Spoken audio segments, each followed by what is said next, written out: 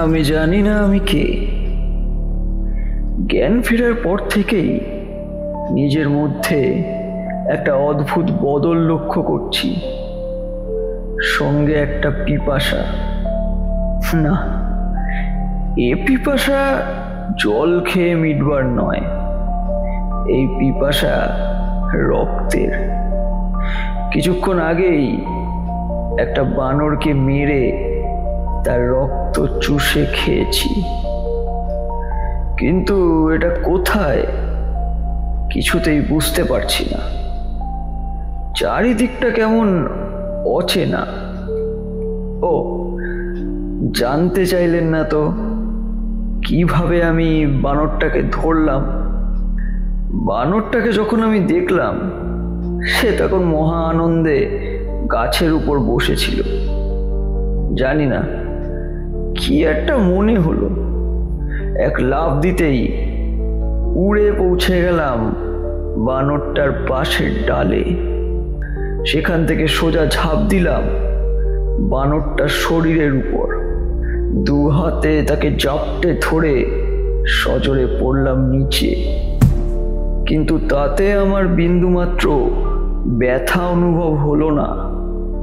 তারপর বানরটার ঘাড় মোটকে মাথাটা শরীর থেকে ছিঁড়ে আলাদা করে নিলাম।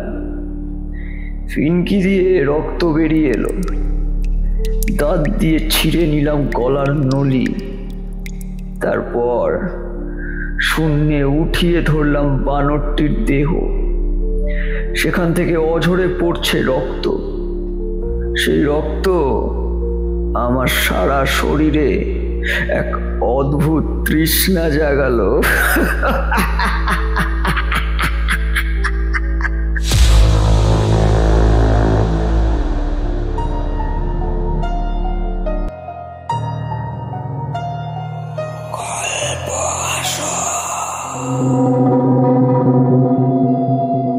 গল্প আসরের আরো একটি নতুন গল্পে আমাদের শ্রোতা বন্ধুদের আরো একবার স্বাগত। আজ আপনারা শুনবেন প্রীতম চক্রবর্তীর কলমে হাড় হিম করা ড্র্যাকুলার গল্প রক্তচোষক। গল্পটি কঠিনভাবে প্রাপ্তবয়স্কদের জন্য, তাই যারা 18 বছরের ঊর্ধ্বে তারাই এই গল্পটি শুনবেন। শুরু হচ্ছে আজকের গল্প রক্তচোষক।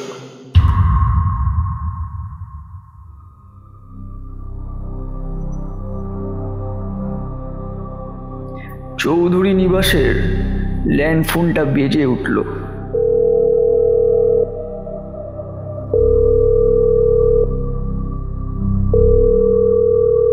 ফোনটা রিসিভ করতেই ওপার থেকে একটা মিষ্টি কণ্ঠস্বর ভেসে এলো। হ্যালো ঋষভ। তোরসা, ভারী মিষ্টি একটা মেয়ে, বয়স ওই বছর 20 হবে। বয়সের তুলনায় শারীরিক গঠন অনেক বেশি পোক্ত। হবে নাই বা কেন? ওর বয়ফ্রেন্ড একবার সুযোগ পেলেই তোরসার শরীর নিয়ে খেলাধুলা করতে থাকে, যার ফলে বয়সের তুলনায় ওর আকর্ষণীয় শারীরিক অঙ্গগুলো অনেক বেশি বৃদ্ধি পেয়েছে। হ্যাঁ বলো। যার কথা বলছিলাম ঋষভ, তোরসার সো কল্ড বয়ফ্রেন্ড। ওদের মধ্যে প্রেমের থেকে শারীরিক চাহিদাটাই বেশি। শোনো না, আজ রাতে মা বাপি বাড়ি থাকবে না, আমি দরজা খোলা রাখবো, চলে এসো ঠিক রাত 10টায়। তোরসার শরীরের উপর আমারও লোভ কম নয়। যার শরীর এত লোভনীয়, তার রক্ত না জানি কতই সুস্বাদু হবে। আমার আবার সব সময় তৃষ্ণা পায় না। তোরসা আমার শিকার বটে, তবে নধর শিকারকে একটু খেলিয়ে শিকার করার মজাটাই আলাদা। আমি, তোরসা এবং ঋষভ একই সঙ্গে ক্লাস 12-এ একই স্কুলে পড়ি। তবে বলে রাখি, আমার বয়সের কোনো গাছ পাথর নেই। শুধুমাত্র এই দুনিয়ায় বেঁচে থাকার জন্য এই রূপ আমাকে ধরতে হয়েছে। আমার না আছে বয়সের হিসাব, আর না আছে মৃত্যু। আমি অমর। শুধু রক্ত না পেলে আমি কিঞ্চিৎ দুর্বল হয়ে পড়ি। হ্যাঁ, আসবো আসবো আসবো, নিশ্চয়ই আসবো। কতদিন তোমার শরীর ছুঁইনি। আজকে তোমার সব চাহিদা মিটিয়ে দেব। এখন রাখি, সময় মতো চলে এসো। রাত 9টা। ঋষভ চলেছে তার পুরনো সাইকেল চড়ে তার গন্তব্যের দিকে। গন্তব্য বললে ভুল হবে, তার চাহিদা পূরণের লক্ষ্যে। হঠাৎ রাস্তার মাঝে একটা ছায়া মূর্তি দেখতে পেয়ে ঋষভ সাইকেল থামালো। ছায়া ভেদ করে মূর্তিমান বিভীষিকার মতো বেরিয়ে এলাম আমি।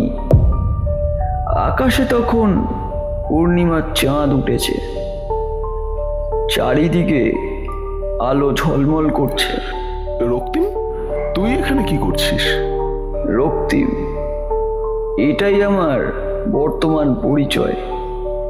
এই নামেই আমি আমার তৃষ্ণা মিটিয়ে চলেছি। আজও পিপাসা আমায় গ্রাস করেছে। নিয়তির কি বিধান! বড়ই অদ্ভুতভাবে শিকার আমার সামনে এসে উপস্থিত। আমি ধীরে ধীরে এগিয়ে গেলাম ঋষভের দিকে। আমাকে ছাড়, এত রাতে তুই কোথায় যাচ্ছিস? না, মানে সেরম কোথাও নয়। তোরসার বাড়ি, তাই তো? হ্যাঁ, কিন্তু তুই কি করে জানলি? জানি জানি বন্ধু, জানি। তোর আর তোরসার প্রেমটা আর কারো জানতে বাকি আছে নাকি? তোরসার মা বাবাকে দেখলাম কোথায় একটা যাচ্ছে, ব্যাস অনুমান করে ফেললাম। যা, তোকে আর আটকাবো না। ঋষভের সাইকেলের চাকা আবারও গড়িয়ে চলল তোরসার বাড়ির উদ্দেশ্যে। দরজাটা খোলাই ছিল। সাইকেলটা বাড়ির পিছনে রেখে ঋষভ সোজা ঢুকে পড়ল তোরসার বাড়ির ভিতরে। আমিও থেমেছিলাম না। ঋষভের পিছন পিছন পৌঁছে গেলাম তোরসার বাড়ির সামনে। এক লাফে উঠে গেলাম দোতলায়। জানালার বাইরে দিয়ে দেখতে পেলাম ঋষভ আর তোরসা একে অপরকে চুম্বন করছে। তোরসার পরনে একটি ট্রান্সপারেন্ট নাইট ড্রেস। তার সমস্ত অঙ্গ সেটার মধ্যে দিয়ে দৃশ্যমান। তোরসা তার নাইট ড্রেসটা খুলে ফেলে সম্পূর্ণ নগ্ন হয়ে গেল। তারপর ঋষভের রাইফেলটা মুখে পুরে নিল। তোরসা স্তন যুগল দেখে আমার পিপাসা আরো বেড়ে গেল। না জানি কি স্বাদ লুকিয়ে আছে ওই স্তনের ভিতরের নাড়িগুলোতে। তোরসা ঋষভকে টেনে নিয়ে গেল বাথরুমের ভিতরে। শাওয়ারটা চালিয়ে দিল। ঠান্ডা জল ওদের শরীরে স্পর্শ করতেই হালকা কেঁপে উঠল তোরসা। আবারও ঠোঁটে ঠোঁট ডুবিয়ে দিল দুজনে। ওদের যৌন খেলা সারা রাত চলবে, কিন্তু এইভাবে এখানে বসে থাকলে আমার পিপাসা যে মিটবে না। এক লাফে নেমে গেলাম নিচে। আমার বিশেষ ক্ষমতাগুলির মধ্যে একটি হলো আমি উঠতে পারি। সজোরে উড়ে গিয়ে বসলাম হাইওয়ের পাশের একটি গাছে। একজোড়া তরুণ তরুণী বাইকে করে এসে দাঁড়ালো হাইওয়ের পাশে।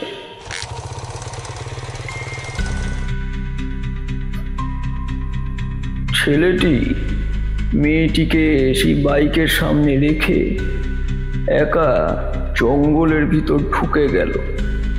হয়তো বাতকর্ম সারতে যাচ্ছে, কিন্তু সে জানে না সে আমাকে কত বড় সুযোগ দিয়ে গেল।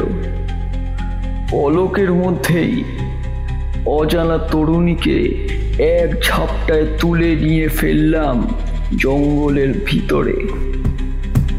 সে আমাকে দেখে ভয়ে আঁতকে উঠল। কে আপনি? আমার চোখের মনির রং পরিবর্তন হতে শুরু করেছে।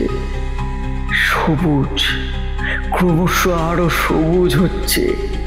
গজদাঁতের পাশ দিয়ে বেরিয়ে আসছে ধারালো দুটি দাঁত। মেয়েটি আমার সাথে ধস্তাধস্তি করতে লাগলো। আমি এক টানে মেয়েটিকে উল্টো দিকে ঘুরিয়ে ফেললাম, তারপর সজোরে কামড় বসালাম তার ঘাড়ে। কিছুক্ষণ ছটপট করার পর তরুণী নিস্তেজ হয়ে পড়ল। তার ঘাড়ের দুটো ফুটো দিয়ে রক্ত বেয়ে নামছে। আমি চুষে চুষে সমস্ত রক্ত খেয়ে তরুণীর দেহটিকে একেবারে ছিবড়ে করে ফেললাম। উষসী, উষসী, তুমি কোথায় গেলে? উষসী! ওই ডাকাডাকি শুরু। এনার কথা তো আমি ভুলেই গেছিলাম। আমার পিপাসা মিটে গেছে। তাহলে এখন এর সাথে কি করা যায়? লোকে যেমন মাসকাবারি বাজার করে, আমিও কি আমার শিকার ধরে রাখতে পারি না? অন্ধকারের মধ্যে দিয়ে সেই তরুণ হেঁটে আসছিল। চারিদিকে কুয়াশার আস্তরণ, কিছুই স্পষ্টত দেখা যাচ্ছে না। ধোঁয়াশার মাঝখানে বিভীষিকার মতো দাঁড়িয়ে আছি আমি। তরুণের সাথে আমার চোখাচোখি হতেই সে ভয় পেয়ে মাটিতে বসে পড়ল। এক লহমায় তার মুখের সামনে এসে আমি বললাম, কি ভয় পাচ্ছ বুঝি? বিশ্বাস হচ্ছে না? এই যুগে অবিশ্বাস করাটাই স্বাভাবিক। সেই সময় গাছের উপর থেকে সেই তরুণীর মৃতদেহটা ঝুপ করে পড়ল তরুণের সামনে।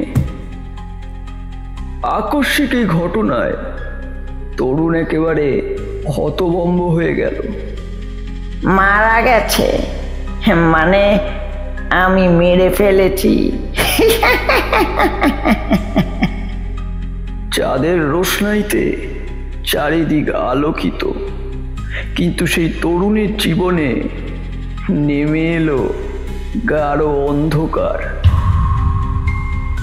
সে এই মানসিক চাপ নিতে পারল না, জ্ঞান হারিয়ে একেবারে অজ্ঞান হয়ে পড়ল।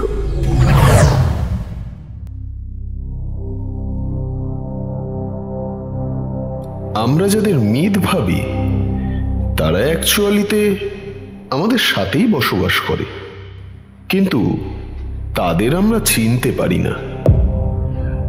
রাত গড়িয়ে সকাল হলো। কাল সারা রাত তোরসার সঙ্গে পারফরমেন্স করার পর সকাল থেকেই বেশ ক্লান্ত লাগছে। বাড়িতে ফিরে খাটে শুয়ে চোখ দুটো বন্ধ করলাম। কিছুক্ষণের মধ্যেই গাঢ় ঘুমে চারিদিক অন্ধকার হয়ে গেল। স্বপ্নে দেখলাম কালকে সেই দৃশ্য। রক্তিম, হ্যাঁ রক্তিমই তো। রাস্তার মাঝখানে দাঁড়িয়ে চোখ দুটো সবুজ বিড়ালের মতো জ্বলছে, মুখে গাঢ় লাল রক্ত লেগে সে আমার দিকে এগিয়ে আসছে। সে আমাকে মারতে চাইছে। ভয় ঘুম ভেঙে গেল আমার। হঠাৎ মনে একটা প্রশ্ন জেগে উঠল। সত্যিই তো, রক্তিমের ব্যাপারে তো আমরা সেরকম কিছু জানি না। কালকে তোরসার বাড়ি যাওয়ার সময় আমার খুব মনে হচ্ছিল রক্তিম আমার পিছু নিয়েছে, কিন্তু পিছনে ফিরে কাউকেই দেখতে পাইনি। রক্তিম কেন কখনো আমাদের ক্লাসের কাউকে বাড়িতে ডাকেনি? কাল এত রাতে ওই বা রাস্তায় কি করছিল? প্রশ্নগুলো দানা বাঁধলো আমার মনে। ব্রেকফাস্ট করে চললাম স্কুলের পথে। স্কুলে পৌঁছে দেখি তোরসা আমার জন্য বাইরে দাঁড়িয়ে, মুখে অদ্ভুত হাসি। এখনো মনে হয় কাল রাতের রেশটা ঠিক কাটেনি ওর। একসঙ্গে হাত ধরাধরি করে স্কুলে ঢুকলাম। ক্লাসে পৌঁছাতে দেখলাম রক্তিম আগের থেকেই ক্লাসে বসে আছে, তবে অন্যান্য দিনের থেকে ওকে আরো অনেক বেশি ফ্রেশ লাগছে। আমি ওর দিকে তাকিয়েছিলাম, সেটা লক্ষ্য করে তোরসা আমাকে বলল, কি হলো তোমার? কি দেখছো? হ্যাঁ, না না, কিছু না। টিফিন টাইমে রক্তিমের পাশে গিয়ে বসলাম। বললাম, কিরে, কাল বললি না তো অত রাত্রে ওখানে কি করছিলিস? কিছু না, খাবার কিনতে বেরিয়েছিলাম। অত রাত্রে খাবার কিনতে? কিন্তু ওদিকে তো কোনো খাবারের দোকান নেই। হ্যাঁ, জানতাম না, তাই ওদিকে ভুল করে চলে গেছিলাম। এই শোন না, তোর বাড়িটা কোন জায়গায়? সবার বাড়ি চিনি, শুধু তোর বাড়িটাই চিনি না। চল না, আজকে ছুটির পর তোর বাড়িটা চিনে আসবো। না, মানে আমার বাড়ি এখন যাওয়া যাবে না, আমার মা অসুস্থ। বলে রক্তিম আমার কাছ থেকে উঠে চলে গেল। আমার খটকাটা আরো বেড়ে গেল। আমার ইনটিউশন পাওয়ার বলছে কিছু একটা গন্ডগোল আছে। গত 2 মাস হলো আমাদের ক্লাস 12-এর ব্যাচটা শুরু হয়েছে। ঠিক তখনই হঠাৎ করেই রক্তিম আমাদের স্কুলে অ্যাডমিশন নেয়। সচরাচর ক্লাস 12-এ কাউকে ভর্তি নেওয়া হয় না। জানি না প্রিন্সিপাল স্যার কেন রক্তিমকে ভর্তি নিয়েছিলেন। এই ছেলেটা ভর্তি হওয়ার পর থেকেই স্কুলের 4টি ছেলে নিখোঁজ। পুলিশ কিছুই বুঝতে পারছে না। তাদের রক্তশূন্য দেহ শুধু পাওয়া গেছে স্কুলের পাশের জঙ্গলটা থেকে। আগে কখনো রক্তিমের সাথে এই বিষয়গুলো মিলিয়ে দেখিনি, কিন্তু কালকের পর কেন জানি না মনে হচ্ছে সামথিং ইজ রং। আমার প্রতি ওর সন্দেহ বাড়ছিল, আমি সেটা বুঝতে পারছিলাম। আমার বিশেষ ক্ষমতাগুলির মধ্যে এটিও একটি। অপরজন কি ভাবছে তা আমি খুব সহজেই বুঝতে পারি। ভাবুক ভাবুক, ভেবে বিশেষ লাভ করতে পারবে না, কারণ ও জানেই না ও কার সঙ্গে সম্মুখ সমরে নামছে। এতদিন আমি ওকে ছেড়ে রেখেছিলাম, কারণ ওর মাধ্যমেই তোরসার নগ্ন দেহ আমি দেখতে পেতাম। নগ্ন নারী আমার খুব প্রিয়। আমার যাকে পছন্দ হয় তাকে তুলে নিয়ে আসি, তাকে নগ্ন করে তার সঙ্গে সঙ্গম করি, তারপর তার রক্ত চুষে তার সুন্দর দেহটাকে ছিবড়ে করে দিই।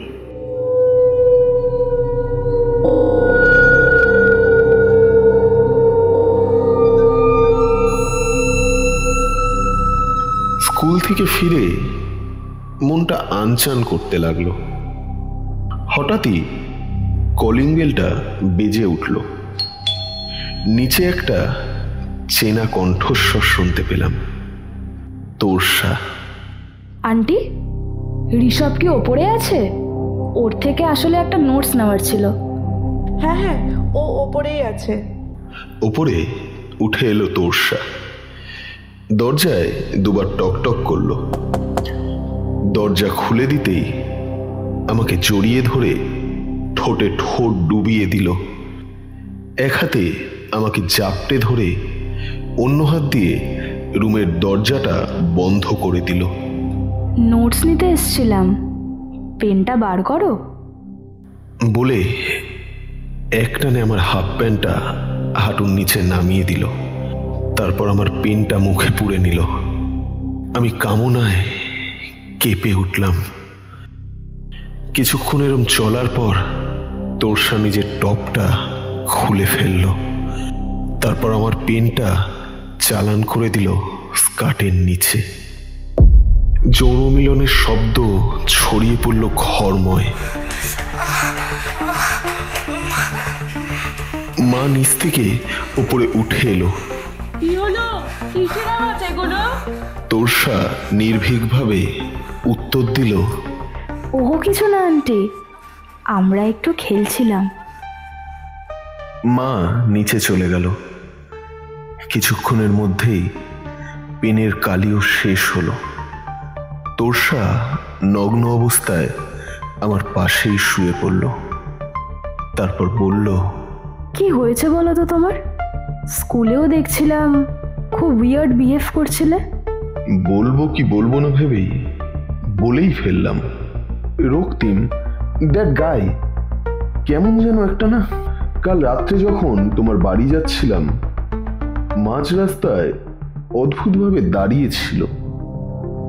আমাকে দেখে বলল, তোর্সার বাড়ি যাচ্ছিস তো? আমি অবাক হলাম। তারপর তোমার বাড়িতে পৌঁছানোর বাকি রাস্তাটা আমার মনে হতে লাগলো কেউ যেন আমার পিছু নিয়েছে, কিন্তু কাউকেই দেখতে পেলাম না। এই একটা কথা ভাবো, আমাদের ক্লাসের সবার বাড়ি আমরা চিনি, শুধু ওর বাড়িটাই আমরা কেউ দেখিনি, কেউ জানি না। এর আগে ও কোথায় ছিল, কি করত, কিচ্ছু জানা নেই।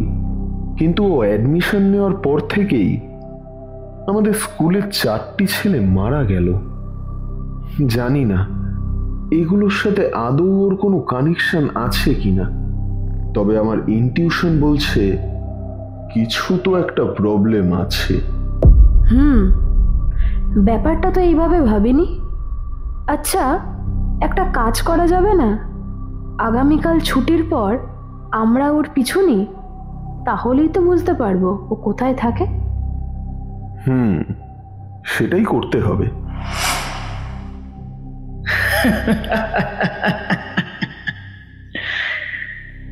ঋষভ ভেবেছিল আমি কিছুই বুঝতে পারবো না, কিন্তু ও জানতো না যে আমার কান দেওয়ালেও আছে।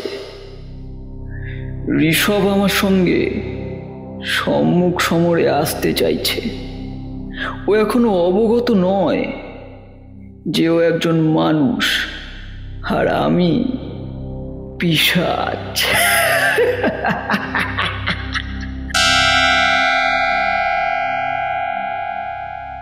পরের দিন রক্তিম স্কুলে এলো না।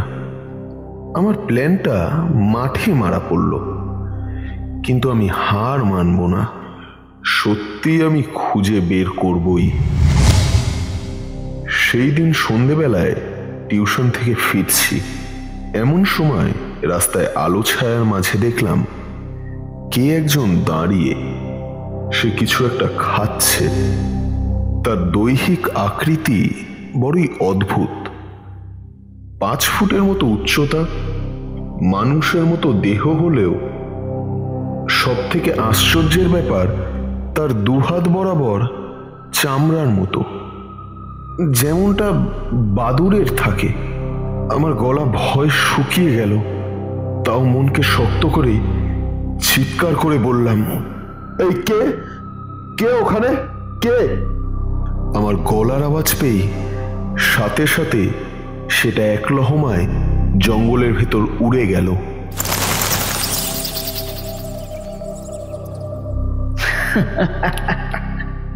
সেদিন প্রায় ধরা পড়েই যাচ্ছিলাম, কিন্তু এত তাড়াতাড়ি ধরা দিলে যে হবে না।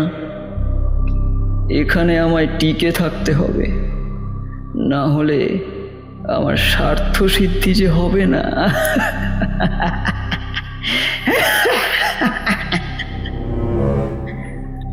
পরদিন সকালে যথারীতি স্কুলে গেলাম। তোরসাকে জানালাম আগের দিনের ঘটনা। সে তো কোনো মতেই বিশ্বাস করতে চায় না।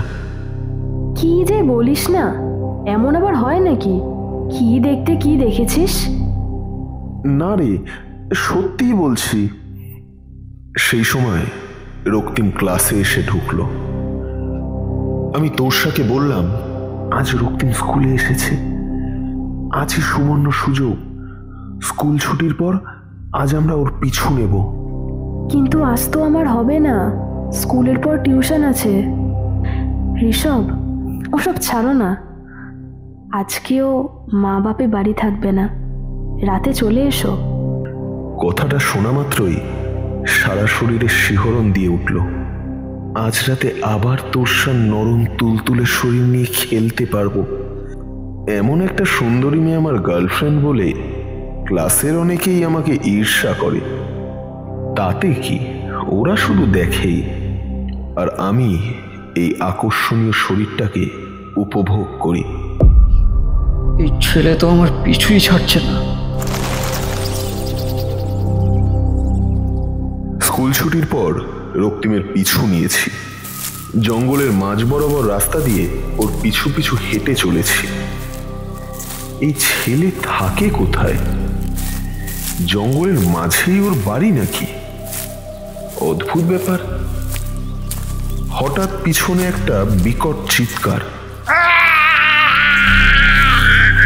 কোনো জন্তু বা জানোয়ার প্রচন্ড আঘাত পেলে যেমন হয়।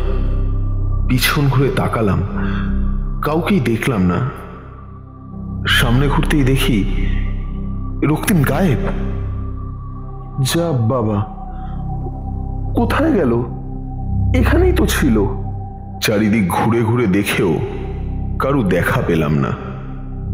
হতাশ হয়ে বাড়ি ফিরে এলাম। কিরে, এতক্ষণ কোথায় ছিলি?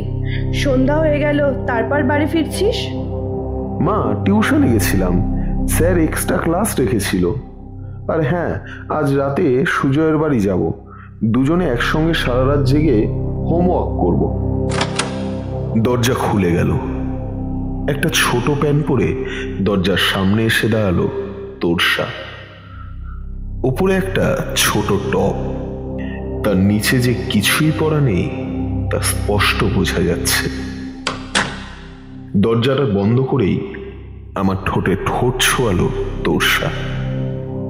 কোমল সেই ঠোঁটের স্পর্শে সারা শরীর যেন ঠান্ডা হয়ে গেল।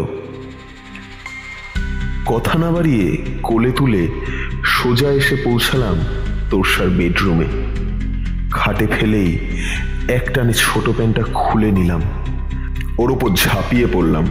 ওর গর্ত লক্ষ্য করে মুখ ডুবিয়ে দিলাম সুগন্ধি গুহায়। তার থেকে নিঃসৃত তরলের স্বাদ যেন অমৃত সম। বেশ কয়েক ঘন্টা হলো তোরসার সঙ্গে দ্বিতীয় রাউন্ডের খেলা শুরু করেছি। তোরসা বেশ এনার্জেটিক। আমার কোলে উঠে গত 15 মিনিট ধরে দোল খাচ্ছে। কোনো ক্লান্তি নেই। উত্তেজনার চরম মুহূর্তে হঠাৎ আমার চোখ চলে গেল তোরসার ঘরের দেওয়ালের এক আয়নায়। সেটা দিয়ে বাইরের আমড়া গাছটা দেখা যাচ্ছে। সেটার উপরে দাঁড়িয়ে এক মানুষ। বিস্ময় আরো ভালো করে দেখার চেষ্টা করলাম। যেটা দেখলাম তা দেখে আমার উত্তেজিত অঙ্গ এক মুহূর্তে কিঞ্চিত টাল খেয়ে লুটিয়ে পড়ল। গাছের ওপর দাঁড়িয়ে রক্তিম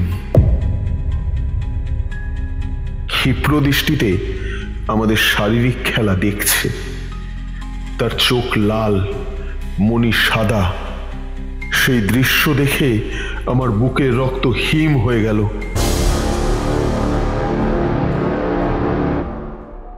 কি হলো? কি দেখছো ওইদিকে? আমার শরীরের দিকে না তাকিয়ে তুমি গাছের দিকে তাকিয়ে আছো। কি? না মানে কি হলো, থেমে গেলে কেন? করো।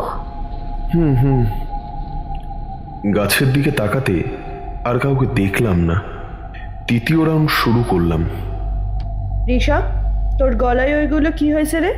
লাল লাল চাকা চাকা। কই, মশা কামড়েছে বোধ হয়। সুজয়দের ওখানে প্রচুর মশার উপদ্রব।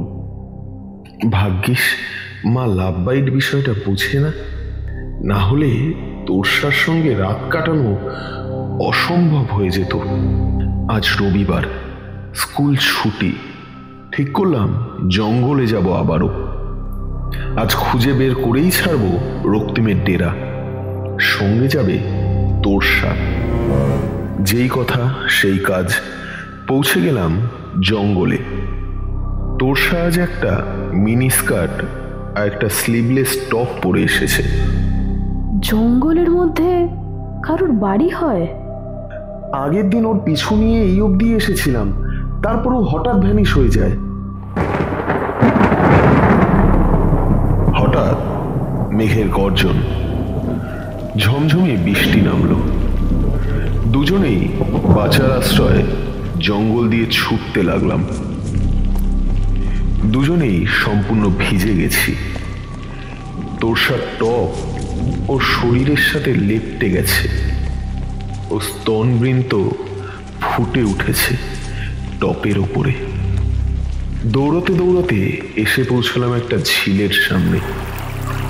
তোরসা ঝিলটা দেখে বলল, ওয়াও, জঙ্গলের মাঝে এত সুন্দর একটা ঝিল আছে জানতামই না। এই চান্স মিস করা যাবে না। বলে নিজের পরনে থাকা টপটা খুলে ফেলল তোরসা।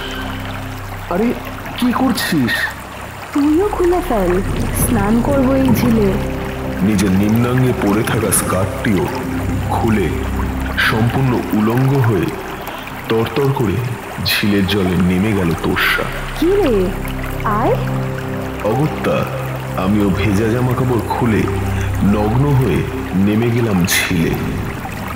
সাথে সাথে তোরসা আমাকে জড়িয়ে ধরে চুমু খেতে লাগলো, আর একটা হাত দিয়ে আমার অস্ত্রে শান দিতে লাগলো। আমি চরম অনুভূতিতে চোখ বন্ধ করে ফেললাম। হঠাৎ কি মনে হতে চোখ খুললাম। কেউ কোথাও নেই, সব নিস্তব্ধ। তোরসা যেন কর্পূরের মতো উবে গেছে। পাগলের মতো চিৎকার করতে লাগলাম, তোরসা, তোরসা, কোথায় তুমি? তোরসা। প্রত্যুত্তরে কোনো শব্দ ফিরে এলো না। ঝিল থেকে উঠতেই চোখ পড়ল তোরসার সাদা টপটার ওপর।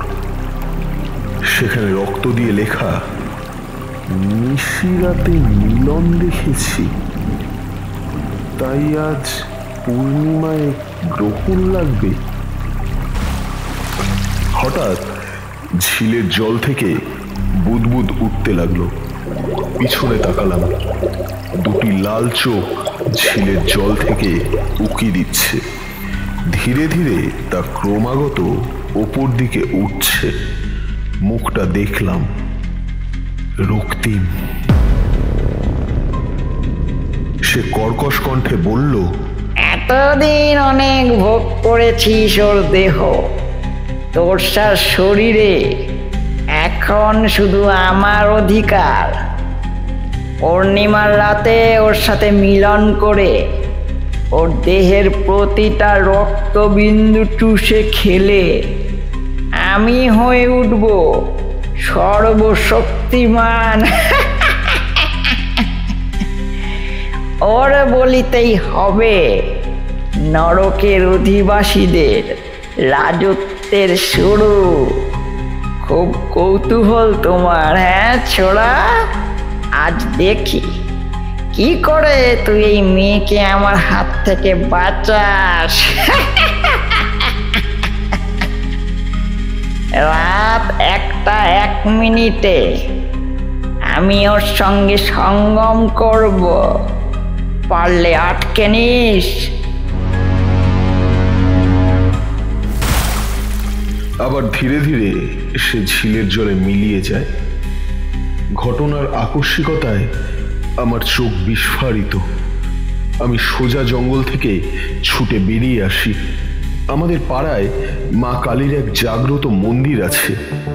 সেখানে সাধনা করে এক তান্ত্রিক সাধক। তাকে সমস্ত ঘটনা খুলে বললাম। তুই যার পাল্লায় পড়েছিস সে কোনো সাধারণ ভূত বা পিশাচ নয়, ও হলো রক্তচোষক, যাকে তোরা ইংরেজিতে বলিস ড্রাকুলা। এদের শরীর পরিবর্তনশীল। এরা এক ধোঁয়ার মতো এক শরীর থেকে আর এক শরীরে প্রবেশ করে। আজ রাত 1টা 1 কালচক্র যোগ আছে। সেটা কি সাধু বাবা? তোর বান্ধবীর দিব্য যোগ আছে।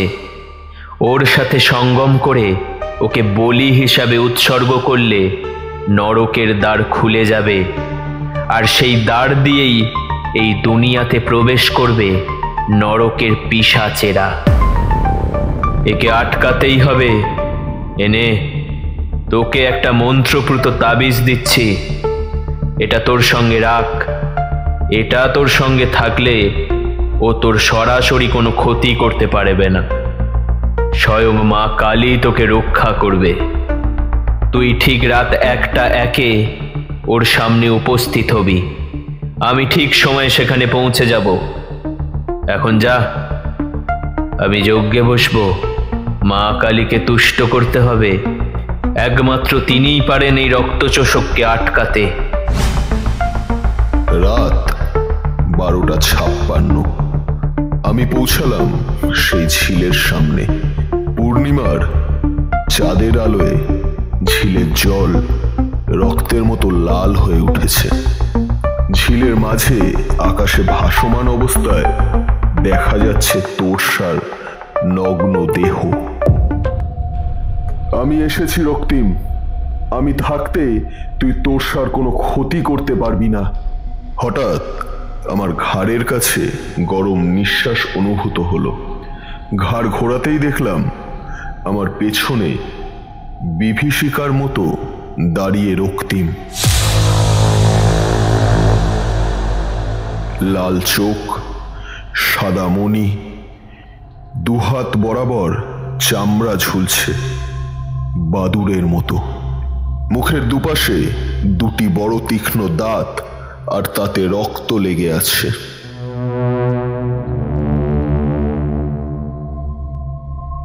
আমি তো ভেবেছিলাম তুই ভয়েই আসবি না। এখন দেখ তোর প্রাণের প্রিয় তোরসার শরীর নিয়ে আমি কেমন খেলবো। আমার কাজ শেষ হলে তারপর তোর পালা। তোকে মেরে আজ তোর সমস্ত কৌতূহলের যবনিকা টানবো। এক লাফে সে উড়ে গিয়ে পড়ল তোরসার নগ্ন দেহের ওপর। ঘড়িতে সময় দেখলাম রাত 1টা। সাধু বাবা কি তাহলে আসবে না? আমাকে এভাবে অসহায়ের মতো প্রাণ হারাতে হবে?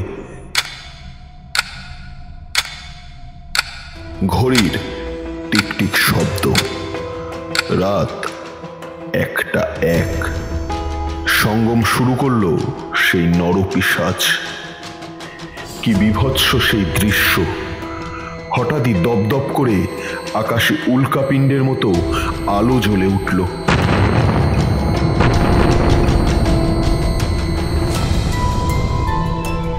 সেই উল্কাপিণ্ডের মতো আলোগুলো সজোরে আঘাত করলো সেই নরপিশাচকে।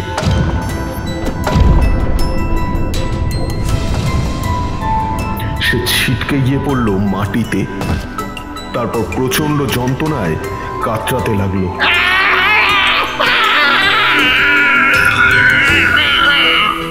আমার কাঁধের ওপর একটা নরম হাতের ছোঁয়া এসে পড়ল।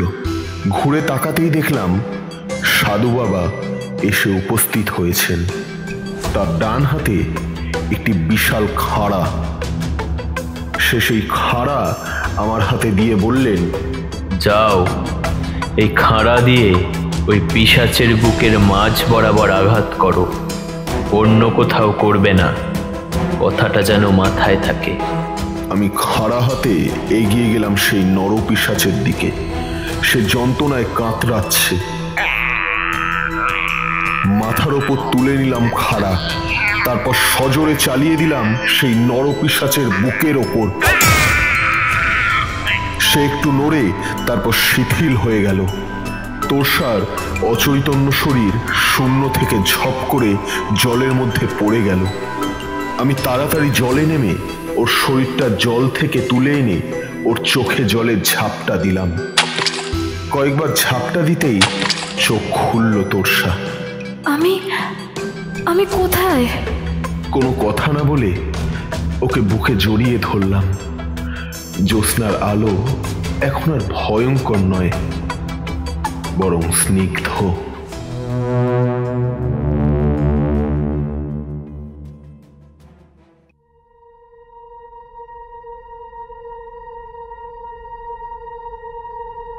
গল্পের শুরুতেই বলেছিলাম আমি অমর, আমার কোনো শেষ নেই। আবার নতুন দেহের সন্ধানে আমি চলেছি গায়ের পর গা পার করে।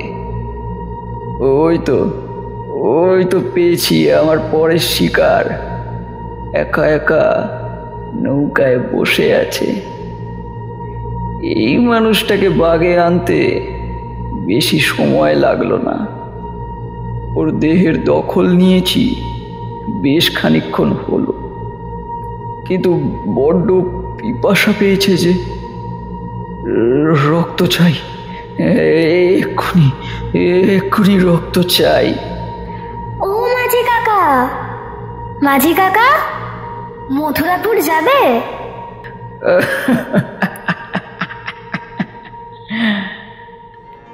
পিপাসা পেতে না পেতেই শিকার এসে উপস্থিত।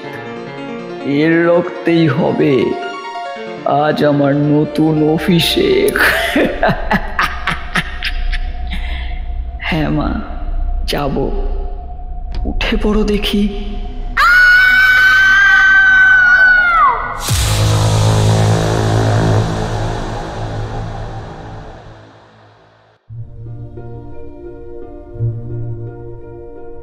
শেষ হলো আজকের গল্প রক্তচোষক। ভ্যাম্পায়ারের ভূমিকায় প্রীতম চক্রবর্তী, ঋষভ অর্ণব বাগচি, তোর্ষা অনুপমা পাল, ঋষভের মায়ের চরিত্রে জ্যোতি সেনগুপ্ত এবং সাধু বাবা সৌম্যজিৎ ঘোষ। গল্পটি আপনাদের কেমন লাগলো আমাদের কমেন্টে জানাতে ভুলবেন না।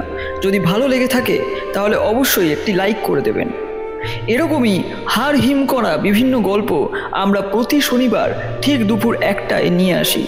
তাই ভালো লাগলে চ্যানেলটিকে সাবস্ক্রাইব করে রাখবেন এবং পাশে থাকা বেল নোটিফিকেশনটাকে অন রাখতে কিন্তু ভুলবেন না। না হলে কিন্তু আমাদের গল্পের আপডেট সবার প্রথম আপনাদের কাছে পৌঁছাবে না। আপনারা কী ধরনের গল্প শুনতে চান সেগুলোও কিন্তু আমাদের কমেন্ট বক্সে সাজেস্ট করতে পারেন। দেখা হবে আরও একটি নতুন ভৌতিক গল্প নিয়ে। ততদিনের জন্য ভালো থাকবেন, সুস্থ থাকবেন আর শুনতে থাকবেন গল্প আসর।